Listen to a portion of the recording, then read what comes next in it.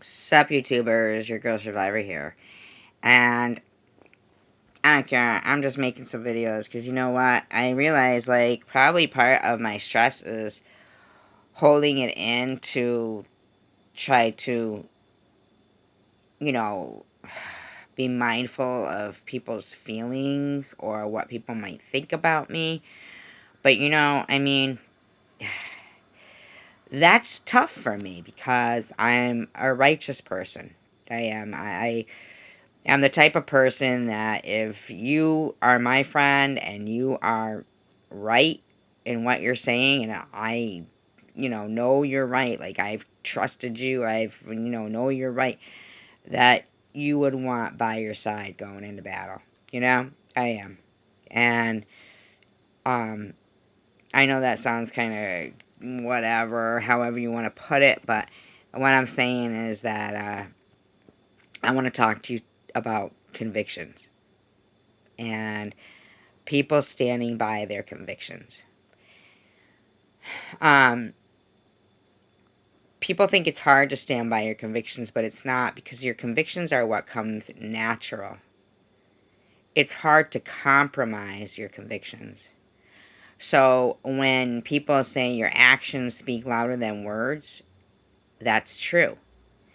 Because your actions are what show, how you actually are acting to something. You'll see me and I'll make an angry video, but then you'll see me take it down, you know, because I think to myself, no, I don't want to be that person.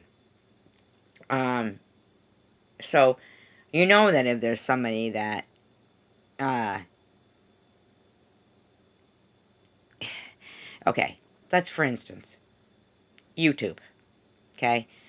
We all, when we start a channel, we kind of, we want subscribers, we want to please people, We don't sit there callously if somebody comes into their chat room or something, whatever, and says something like, so what's your channel about? And say, block them. You gotta block them. And let the mod say, yeah, fuck you. Oh, sorry to say that. My bad. Should have even said that. F you, whatever. Whatever the name is of the person that came in. Because we all want, uh, you know, to please our viewers. That's why you go on. You don't go on to exercise your authority. And I guess it's like, if you're gonna give support to somebody and claim to be their friend, then you're their friend because that's what you want to be. You have to decide. I mean, is somebody that necessary in your life that they are dictating over your actions and making you compromise your convictions? Or is that your real character? If it's easy for you to do something that is callous or hurtful, then that's pretty much your convictions. That's probably why they call people who do bad things convicts. Because if you're, you know, standing by the conviction of, hey, it's okay to, hurt somebody with a callous, cold behavior, then, you, you know, if it quacks like a duck, what is it? Walks like a duck, quacks like a duck, it is a duck. You can say everything you want, but your actions. And a lot of times, in order to get your convictions in order, you've got to step out of your shoes and step into somebody else's. If you're going to say something like, oh my God, I don't know what I would do if I couldn't talk with you guys and blah, blah, blah, and then go there and happily chat away, feeling happy that it's not you and it's someone else, then you're not thinking about the future. What about someday if it is you? That person who's a good person would probably still be your friend, because maybe they will, maybe they won't. Because if they are that good of a person, it would compromise their convictions to turn you away, while deep inside knowing you weren't there for them. So, it's not really about people here forgiving you. It's more about, what if there really is, a heaven, and in your last dying breath, you're judging yourself. And maybe something so little as somebody who intentionally gives thumbs downs to a video of a person with cancer crying. Or, something nice, and they give thumbs down. I have a hard time giving a thumbs up to somebody putting a sad video. So, it's really, it's a tough call, right?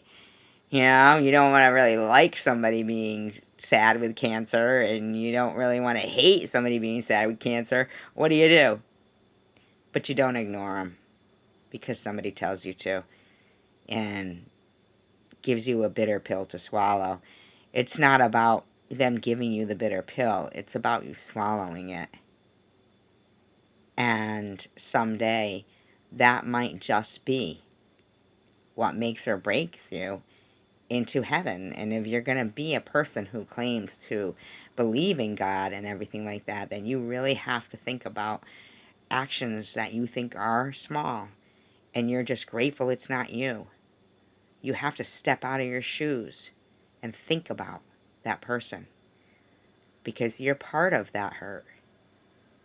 So when you avoid that person like the plague, because one person has given you a bitter pill and you swallowed it, I really started to understand that phrase, drinking the poison Kool-Aid.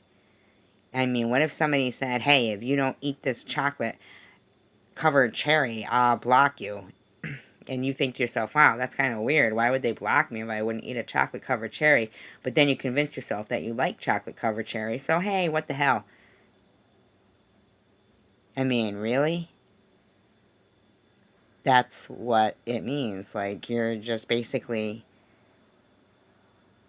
you just care that it's not you, as long as it's someone else.